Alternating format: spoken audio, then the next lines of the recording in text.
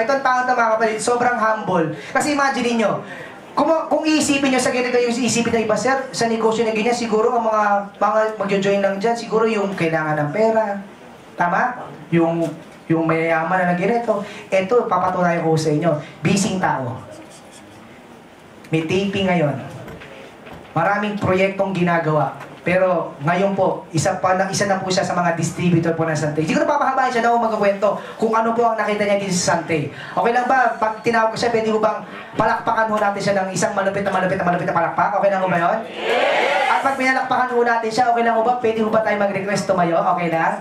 Para ho, sabi niyo, pag magpipicture kayo, sabihan niyo ako eh. Ayan. Okay.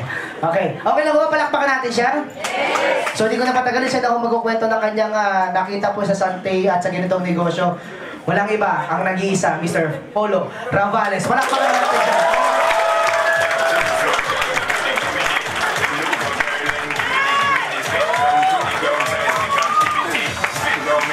Hello! Magandang gabi sa lahat. Okay pa ba kayo dyan? Yes! Okay pa. Medyo mainit tong suot ko. Pwede ko ba tanggalin yung coat ko? Sabi kasi sa akin, dapat to medyo formal eh. Medyo mainit. Okay lang ba tanggalin ko yung coat ko? Yes! Pwede ba akong tulungan natin? Kakayo na naman.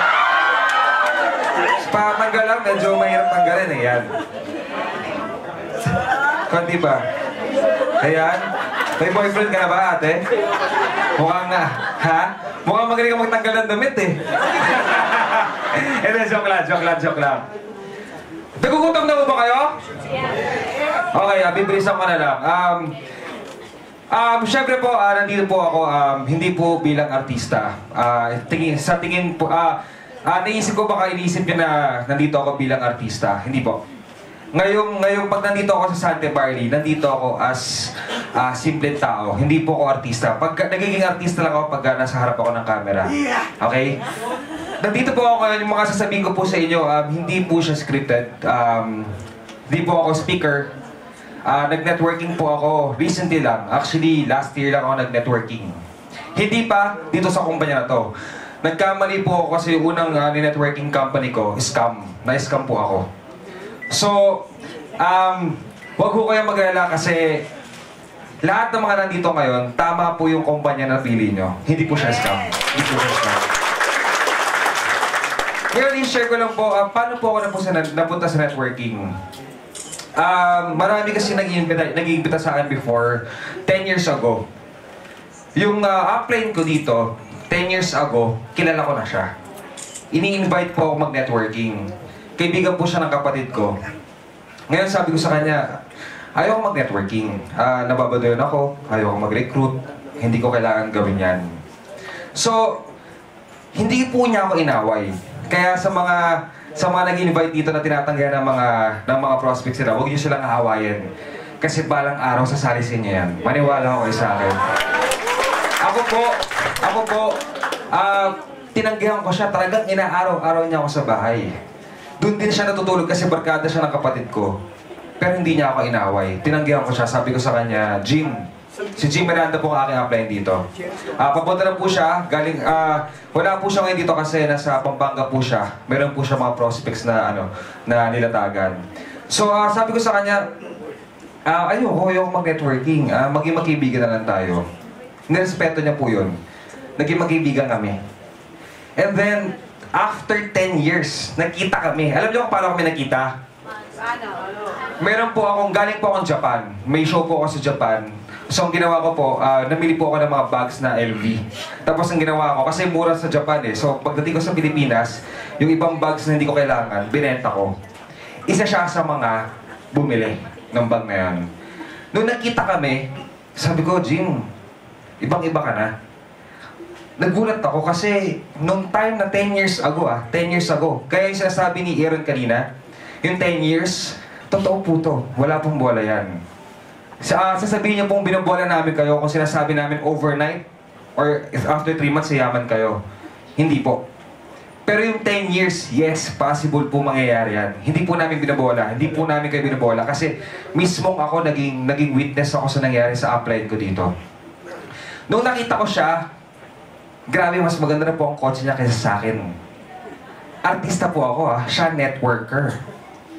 Nung mga panahon na yon, ang baba ng tingin ko sa networker. Pasensya na po. Pasensya na po. Pasensya na po.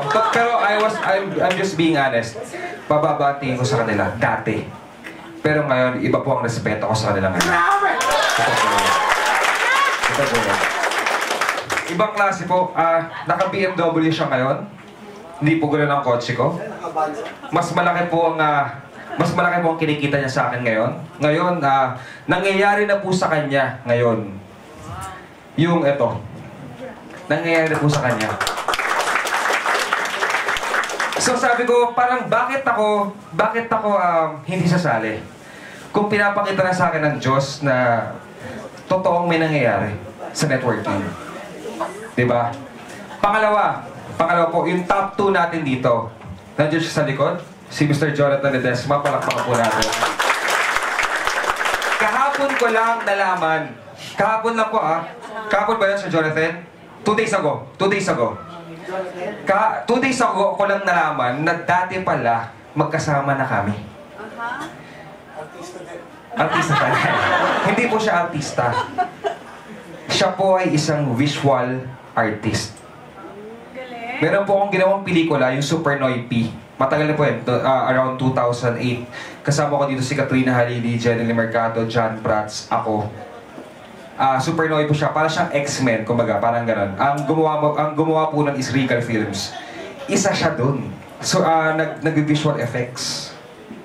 So, nagulat ako kasi ngayon, top 2 siya ngayon dito sa ano natin, sa kumpanya natin. Hindi ko po alam kung magkano ang sinasweldo niya. Hindi ko alam kung ilang milyon ang sinasweldo niya. Pero, sa networking po, nagbago ang kanyang buhay. Hindi po sa labas. Sa networking. Kanina mag-uusap kami, sinasabi ko, anong sinasabi ng kasi dati daw, nung pagpasok niya mag-network, inaano siya ng mga kaibigan niya, parang, bakit ka nag-networking? Wala mangyayari sa'yo dyan. So ngayon, syempre, yung mga taong yun, mapapride, yun yung ginagawa nila, pagiging empleyado, tinutuloy-tuloy nila. So tingin nila mataas sila. Kasi may trabaho sila eh. Pero ngayon, sino mas mataas sa kanila? Ni Jonathan. Yung mga kinausap niya dati. Diba? So, yun, nakita ko po yung mismo, yung nangyayari sa mga taong nakilala ko years ago. Nakita ko yung nagbago sa buhay nila. And gusto ko sana i-share sa inyo kasi gusto ko sana kasing mag-business. Doon sa kinikita ko ngayon sa Doble Cara, gusto ko sana mag-business. Pero nag-iisip ako, ano bang business ang pwede kong gawin? So, ang nangyari, parang naisip ko na parang ang networking kasi ang may maliit na puhunan, pero malaki ang kikitain mo. Diba? Pero, ang nangyayari sa labas, kailangan mo mag-kapital na malaki para kumita na malaki. Pagka ang kapital mo, mga sabihin natin mga 15 mil, pwede ka magtayo ng parang taho, papalako ng taho, di ba? Pero ang kita mo, taho din. Tama po ba? So, example po, dito ko nila susulatan. Yung ating capital is 9,988. Meron po siyang kasamang produkto. So, naging healthy ka na, meron ka pang business. Compare po sa ganito. Ang dapat po kasing business ang gusto kong gawin is magpaparenta ako ng apartment. Okay? So, ang gagawin ko, bibili dapat ako ng lupa sa Quezon City. Magkano po ang lupa sa Quezon City? Mahal. Siguro papatak na mga 2 million. Lupa lang, 2 million. So, gagastos po ako ng 2 million sa lupa. Papatayo ko siya ng bahay. Apartment style. Pasensya na po sa drawing ko. Hindi po ako magaling mag-drawing. So, 3 pinto po yan. 3 pinto po yan. Kasi hindi naman ganun kalaki. 2 million na po yan eh. Yung bahay na po yan, magpapakonstruct ako ng bahay. Gagastos po ako ng magkano po? Million din. Million din. Sabihin natin 2 million din. Okay? 2 million. Sa isang bahay po, gumastos ako ng 4 million para magpatayo ng business na gusto ko. 4 million. Magkano po ang renta ng isang pinto sa isang apartment na hindi naman ganun kalaki? 10,000. Lagyan natin sa 10,000 para mas madali computein. 10,000, 10,000, 10,000. Meron kang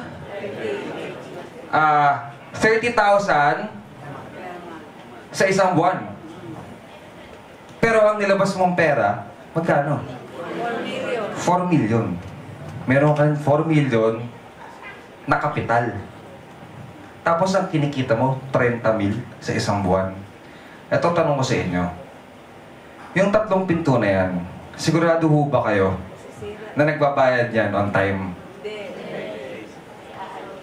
Yung pangalawang pinto, sigurado ho ba kayong may nakatira dyan?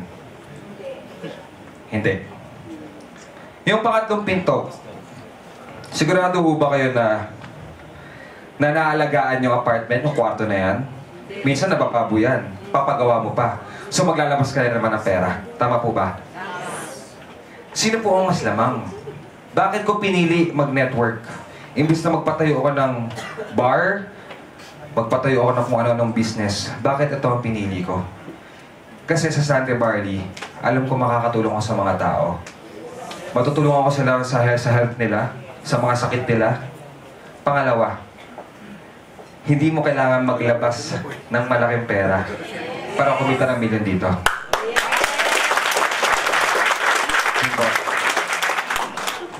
Ngayon, meron po akong gusto ikwento sa inyo. Pwede po ba? Pwede po ba? First time ko siya ikukwento. First time. Kung sino po ang makakasagot ng... Mayroon po akong tatanong kasi sa after ko magkwento, magtatanong po ako. Kung sino makakasagot, pag babae, kikis ko sa lips. Pagka lalaki naman, bibigyan ko ng babae. Joke lang, joke lang. Bira lang. Si Kuya, oh. Kuya. May asawa ka na ba? Ha? May asawa ka na ba, Kuya? Wala. So, gusto mo ng babae? Gusto mo ng babae? Ikaw raw. Hindi na. Kailangan mo milyon. Tama? Kailangan mo milyon. Yeah! Okay. Okay. Ito po yung kwento ko. May isang pamilya. Papunta sila ng Baguio. So, nandun si tatay, si nanay, si ate, tsaka si kuya. At meron silang kasamang monkey. Meron silang pet na monkey. Okay. So, papunta sila ng Baguio. So, drive. Nasagasaan. Nahulog po yung kotse nila sa bangin. Sa Kenan Road. Nahulog. Lahat sila patay. Isa lang ang natira. Isa lang ang nabuhay. Sino po? Monkey. Tama ka, ate. Monkey. So, yung pulis, walang may imbestigahan. Ang kinakausap niya yung monkey, bakit namatay ang buong pamilya? Tinatanong niya yung monkey. Natatawa ka. Tinatanong niya yung monkey, bakit namatay? So sabi ng pulis, ano bang ginagawa ng kuya? So sabi ng kuya, hungry daw. Sabi ng monkey, yan. Ano ginagawa? Sound trip. Yung ate naman, ano ginagawa ng ate?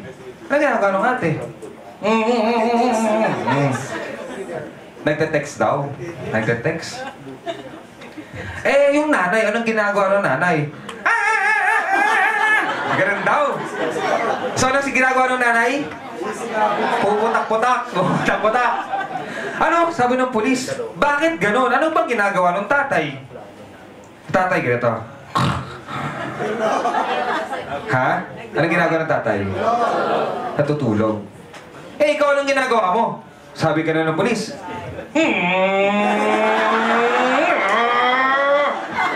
Sabi ng monkey, nagdadrive daw siya. So ano bang moral lesson ng aking story? Walang kakwenta-kwenta, no? Pasensya po, ha? Okay, ang moral lesson po ng story. Huwag niyong hayaan magmaneho ang mga unggoy sa labas ng buhay niyo. Huwag niyong pakikinggan yung mga negatibo sa labas. Okay? Kasi kahit anong gawin nila, hindi nila tayo maintindihan. Pero, pag yung mga yan, nadala nyo dito sa Sante Barley, sigurado ako magkakapera ka. So, yun lang po. Maraming salamat. Thank you so much. And gusto ko sana batiin ang aking team, Alpha One. Hello. And let's be inspired para mag-network. Kasi dito sa ating kumpanya, hindi naman tayo nagloloko ng tao eh. tumutulong tayo sa mga tao. And kung nakita nyong walang resulta yung mga tao nandito, huwag nyo nang gawin. Pero kung nakita nyong maraming nagkapera at maraming yumaman, bakit di nyo subukan? Diba? So again, I am Paul Ravales and I'm on grass.